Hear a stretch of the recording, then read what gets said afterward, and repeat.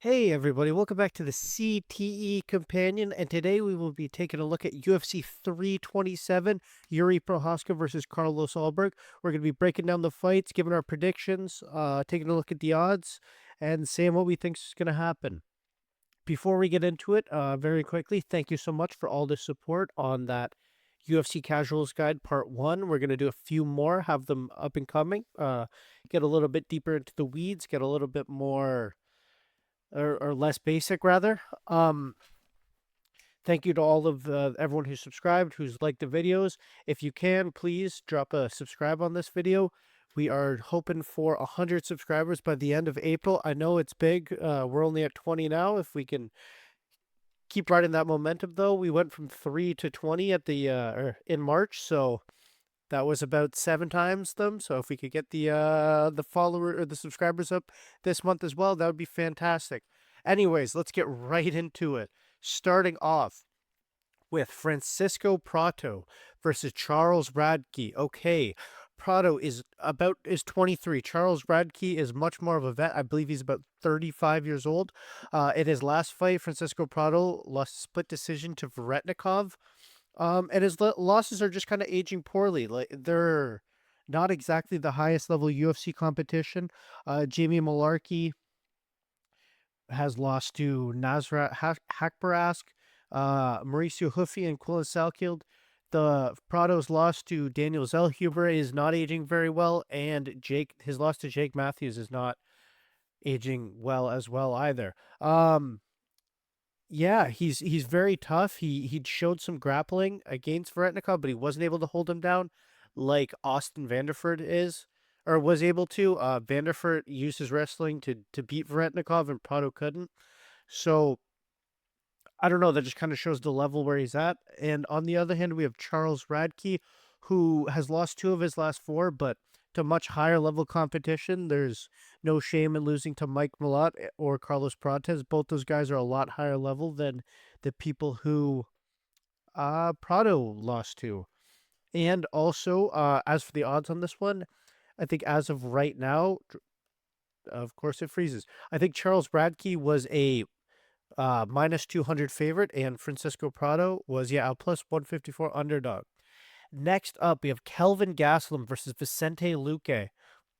I can't believe that A, this is the second fight on the early prelims, and B, that both these guys are only 34. It's Vicente Luque's first fight at middleweight. He is a plus 196 underdog. Kelvin Gastelum is a minus 260 favorite.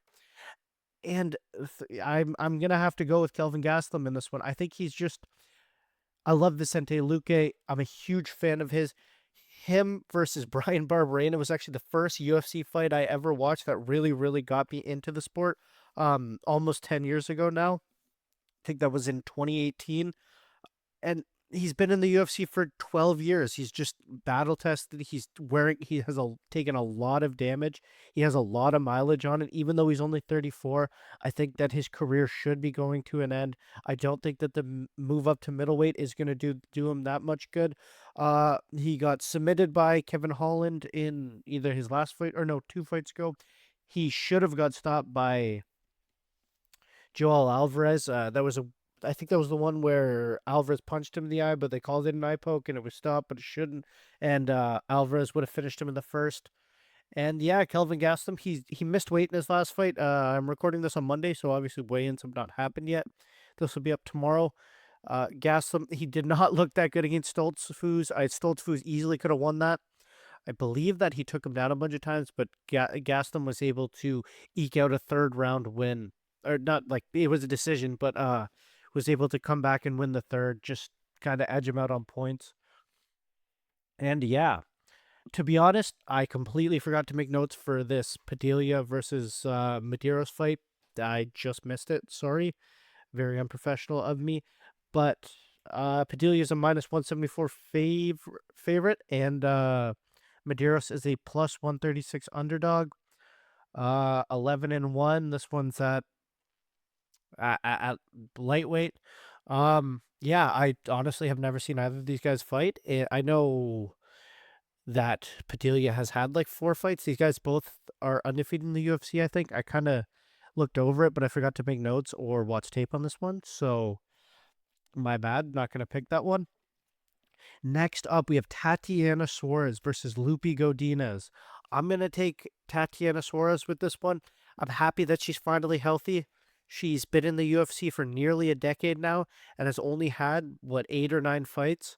She's finally had 3 within the last year. I think that it was a mistake having her come off a 2-year layoff against Wei Li, who is an absolute savage. Yeah, it just kind of sucks that her string of health came when she was 35. I think that, in her late 20s or early 30s, if she was able to be healthy and string it together, it would have her career would have looked a whole lot different. Lupi Godinez, she's a good fighter. She's coming off a couple wins, but I don't think that she'll be able to deal with the wrestling pressure of Tatiana Suarez.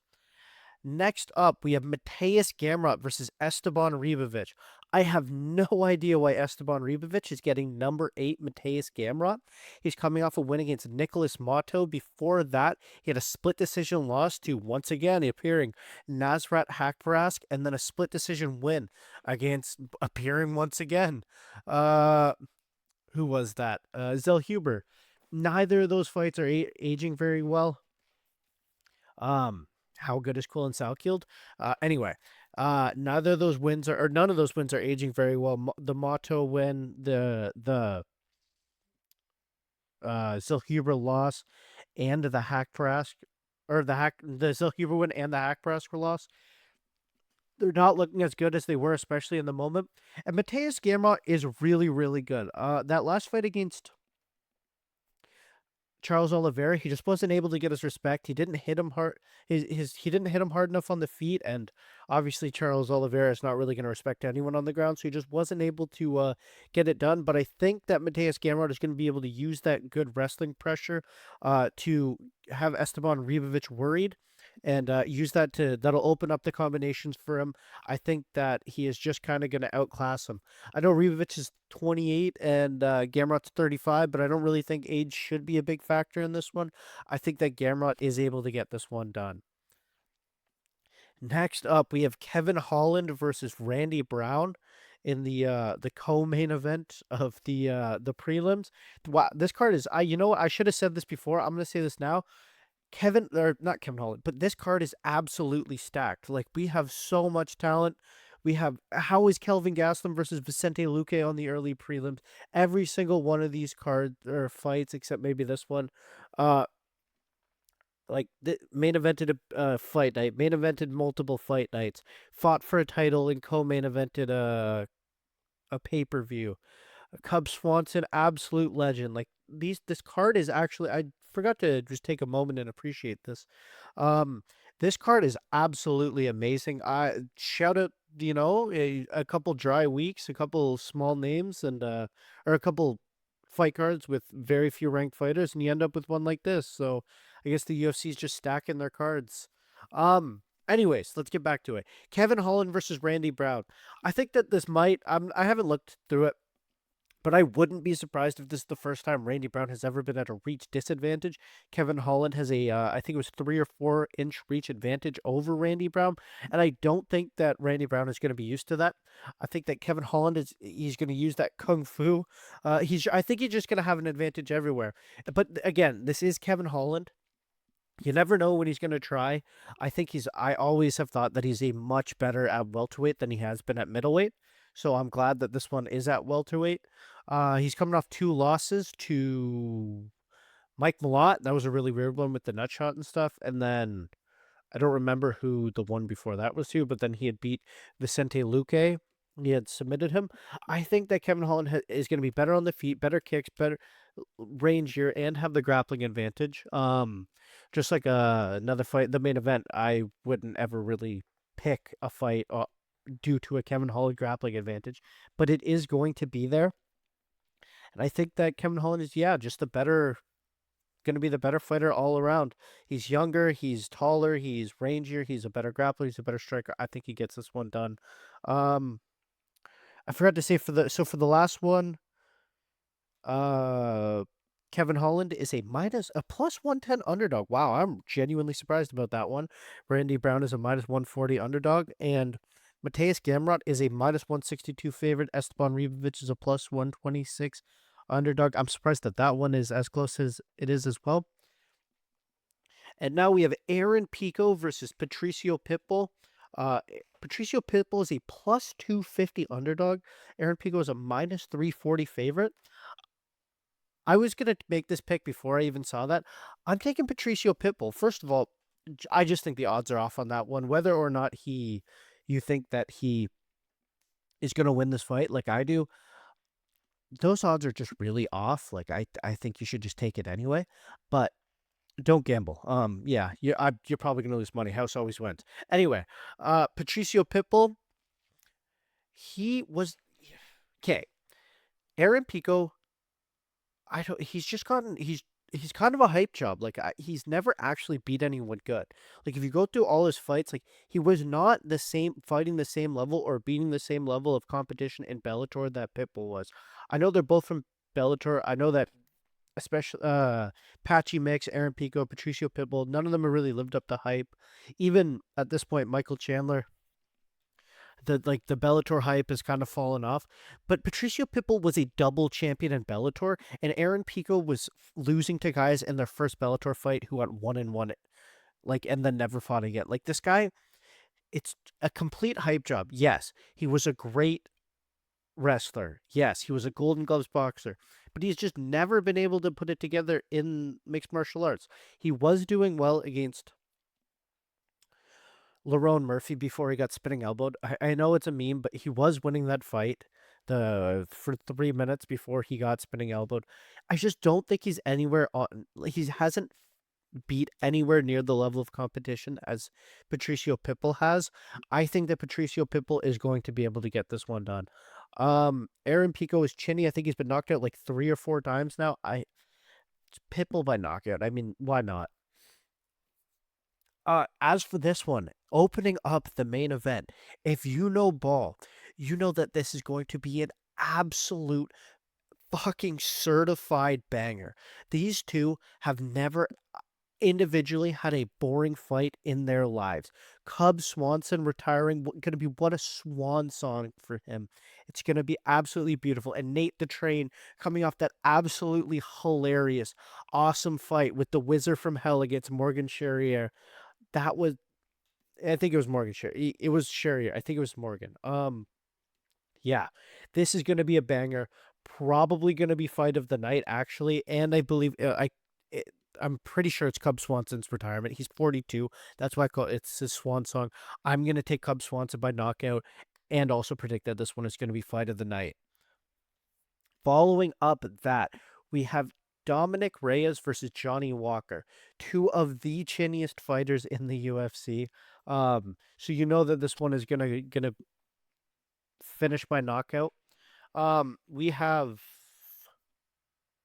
Johnny Walker coming off he finished Zhang Min Yang. I mean he finished him with punches, but he kind of calf kick TKO'd him, hit that perennial nerve, and finished him. Dominic Reyes got KO'd by Ulberg, who's main eventing, and before that he had a 3-fight win streak. I think that he's going to be able to chin Johnny Walker. I think he's the better fighter. I know Johnny Walker's pretty goofy. I could see him like feinting a flying knee or like jumping in the air, landing an overhand, and then throwing an overhand and knocking out Dominic Reyes. But I think Reyes is just a more technical fighter. And yeah, I hope that he continues to bounce back. Maybe we'll find out in the main event that Carlos Ulberg is just that good and that loss to him will age well, or maybe not. We'll find out. Anyways, in the featured fight of the night, we lost the Van Tyra co-main event on this one, so I guess everyone's getting bumped up. We have Curtis Blades versus Josh Hokett. Curtis Blades, what was his last fight, actually? I'm forgetting off the top of my head. Oh, it was against the guy who made his debut against him for some reason, right? Yeah. Yeah, Rizvan Kuniev. Split decision win over Rizvan Kuniev. I don't think that should have been a split decision win. And Josh Hokett coming off the the win against Denzel Freeman. Massive, massive, massive step up in competition for Josh Hokett. I guess they're just speed running him because he shows some personality and some athleticism and some talent. A couple first round finishes in a row for him. As for Curtis Blades, he's only lost to the best, the best. Derek Lewis, I know, but like Derek Lewis on his best day is one of the best, the best. Sergey Pavlovich, Tom Aspinall, this guy's been in the UFC for a long time. He's lost to Francis twice. Anyways, I think that Curtis Blades is gonna. I think the wrestling's gonna cancel each other out. They're both primarily wrestlers, but I think that Curtis Blades is the better striker on the feet. He's more tenured. He's more experienced. He's been here before. He's not lost to the level of Josh Hokett. Anytime he's faced, like, he's beat Alexander Volkov, he beat Chris Dawkins, he beat Jalton Almeida. Anytime he's up against these, even the B plus tier, A minus tier UFC fighters, he's beating them, and I think that he's just going to show levels to Josh Hokett, who's not ready for him. Next up in the co-main event, we have Azamat Murzakanov versus Paulo Costa. Paulo Costa returning to light heavyweight for the first time since 2021. I know it was against Marvin Vettori, but if you watch the fight, it was a while ago. If you haven't, go back and watch it. It was a great fight, but they looked really good, both of them, at light heavyweight. They were able to have a lot of output because they weren't cutting weight, and I think that's one thing that may play a factor in this one. Also, the fact that Paulo Costa is a little bit taller, and he has very good kicks, so he may be able to use his movement and keep Azamat Murzakanov at range with those kicks and use that to kind of eke out a decision. That is a potential for it, but I don't see that. I think that Murzakanov is going to actually be able to chin Paulo Costa, to be honest with you. He's coming off the knockout win against Alexander Rakic with a big jab. He's finished 6 of his 7 UFC fights by knockout. 5 of his 6 UFC fights, by knockout. He's got 3 knockouts in a row, and I undefeated 16-0, up and comer. I mean, he looks like he's 50, but he is 36. Anyways, does that make him the older of the two fighters? How old is? Yeah, he is actually the 36-year-old up and coming prospect, Azamat Murzakanov. No, but I think that he is going to be able to chin Paulo Costa. And in the main event of the evening, Jiri Prochazka versus Carlos Ulberg. This one is actually really hard to pick. I have gone back and forth and sat here for a while, and it's going to be really difficult. It's really difficult for me to make this decision. I don't know. Ulberg, he's very technical. He moves good off the back foot, but like, if you're picking him to win, I think you're picking him to knock out Prochazka, because although, like I said earlier with Kevin Holland, you're not going to pick Jiri Prochazka to grapple. I do think if it ever goes to the ground, if someone slips, if someone gets dropped, if it goes to the ground, Jiri Prochazka, as long as he's more than 30% conscious, is going to have a grappling advantage over Carlos Ulberg. As I said before, I don't really expect him to implement it, but he's Jiri Prochazka, if you're not going to knock him out, he's not going to stop coming forward. He's going to cut the cage off. When you circle off, he has the big spinning attacks. He might find your range and your timing off of his face. He might do some goofy stuff. He might shadow box walking backwards on a treadmill in his underwear and post it on Instagram for some reason. He's Jiri fucking Prochazka. That's why we love him. He brings the storm. He brings the fucking power. He's just that guy, and I think that he is going to knock out Carlos Ulberg in the 3rd round. I think that Carlos Ulberg, in order to win this, is going to need to get it done early. I think that Yuri's going to be able to get to the inside, get to the clinch, land the elbows, land the knees. The only spot that I think that Carlos Ulberg really has an advantage is out in the open at full range. Any type of grappling or clinching or extended exchange, I think Jiri Prochazka is going to have the advantage. He has great elbows, great knees. His defense is kind of shit. I mean, he moves his head pretty well now, but it's so odd. and it's kind of open. It's really weird. He comes at you with his hands down. I don't know that Carlos Ulberg's going to be able to find that early finish that he's going to need. I could even see, maybe a third or fourth, like at the end of the fourth, a referee stop or a doctor stoppage because of some big cuts from some elbows from Jiri Prochazka. I don't know. I think that he's going to be able to get this one done. He is the favorite. He's a minus 125 favorite against Carlos Ulberg, who's a minus 102 underdog. And just to quickly recap, Blades, Reyes, and Mirzakhanov are all the favorites. I didn't know that till right now, but yeah, I guess I'm going with a lot of favorites in this one. But yeah, Jiri Prochazka, I think he's able to get it done. If you're still here, thank you so much for watching the whole video. Like and subscribe, please. Check out some of the other videos. I have the UFC Casuals. Yeah, was the last one. I'm going to have another video coming at you on Thursday. I know I've been saying 3 videos a week, and I'm sure no one's keeping track, but this week's only going to be 2. I'm going to do Tuesday, and then the next one coming this Thursday. I'm not sure if it's going to be a UFC Casual Guides Part 2 or if it's going to be a tier list, but one or the other. Stay tuned, and thank you very much, and as always, have a great day.